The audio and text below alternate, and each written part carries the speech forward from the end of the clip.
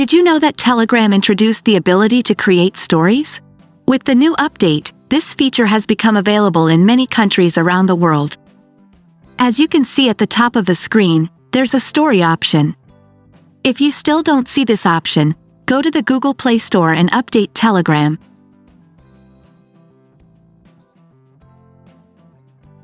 Once you do that, open Telegram. If you still don't see the story option, then the story feature is not yet available in your country. Scroll down to see my story.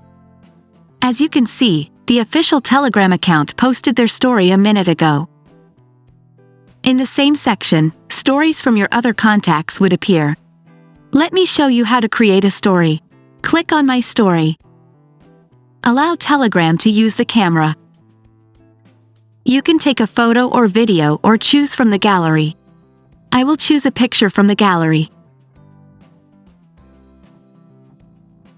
In the bottom corner, there is an option to set the duration of the story. The free version offers only a story lasting 24 hours. You can now customize the story as you wish. You can add a sticker, emoji, audio, location, and similar stuff. For example, I will add the text, Telegram story.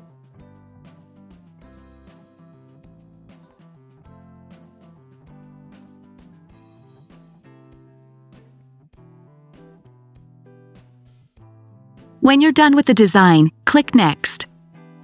A pop-up menu appears. Choose who can view your story. Available options are everyone, my contacts, close friends, and selected users. I will choose everyone. At the bottom of the screen, we can allow or forbid screenshotting your story. I will disable the screenshot. Also, you can directly post the story to your profile if the Post to My Profile option is turned on. I will turn that off as well. Click the Post Story button. I'll open my story. As you can see, a black screen is displayed because I didn't allow the recording of my story. By clicking on the three dots in the upper right corner, you can modify your story. I will delete it by clicking the button Delete.